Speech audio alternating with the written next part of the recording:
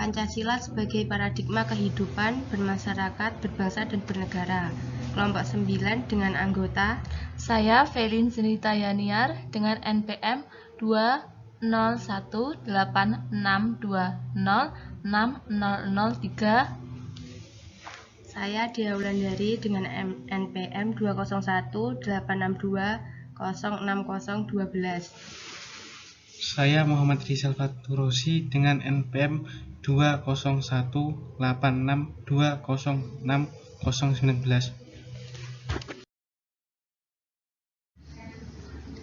Pengertian paradigma. Istilah paradigma pertama kali diperkenalkan oleh Thomas Kuhn pada tahun 1962 dan kemudian dipopulerkan oleh Robert Friedrich pada tahun 1970. Menurut Kuhn, paradigma adalah cara mengetahui realitas sosial dan dikonstruksi oleh mode of thought atau mode of inquiry tertentu, yang kemudian menghasilkan mode of knowing yang spesifik. Definisi tersebut dipertegas oleh Friedrich sebagai suatu pandangan yang mendasar dari suatu disiplin ilmu tentang apa yang menjadi pokok persoalan yang semestinya dipelajari. Pengertian ini dikemukakan oleh George Ritzer pada tahun 1980 dengan pernyataan paradigma sebagai pandangan yang mendasar dari para ilmuwan tentang apa yang menjadi pokok persoalan yang semestinya dipelajari oleh salah satu cabang atau disiplin ilmu pengetahuan.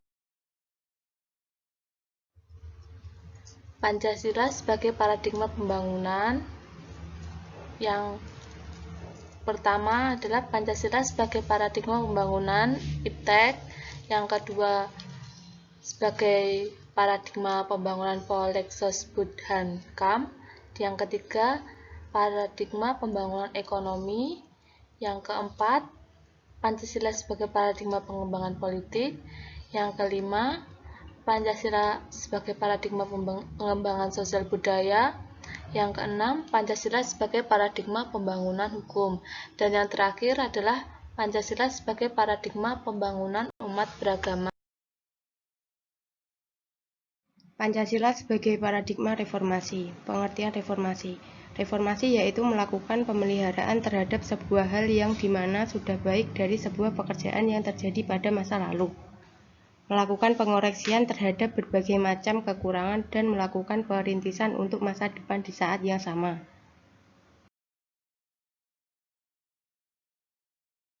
Tujuan reformasi. 1. Melakukan perubahan secara serius dan bertahap untuk menemukan nilai-nilai baru dalam kehidupan berbangsa dan bernegara. 2. Menata kembali seluruh struktur kenegaraan termasuk perundangan dan konstitusi yang menyimpang dari arah perjuangan dan cita-cita seluruh masyarakat bangsa.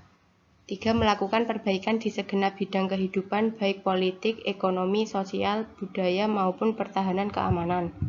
4. Menghapus dan menghilangkan cara-cara hidup dan kebiasaan dalam masyarakat bangsa yang tidak sesuai lagi dengan tuntutan reformasi, seperti KKN, kekuasaan sewenang-wenang atau otoriter, penyimpangan dan penyelewengan yang lain.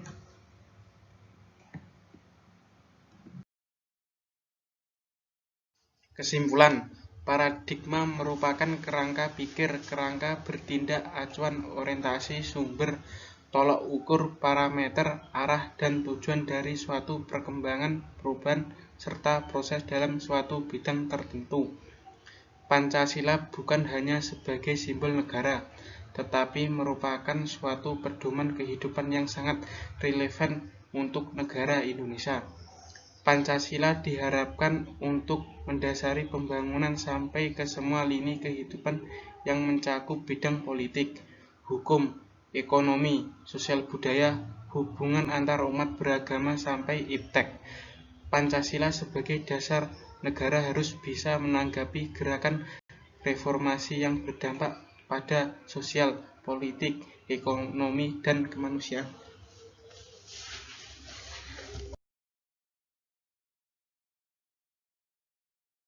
Sekian dan terima kasih. Jika ada salah kata dalam pembuatan video ini, kami mohon maaf. Wabillahi taufiq wal hidayah. Wassalamualaikum warahmatullahi wabarakatuh.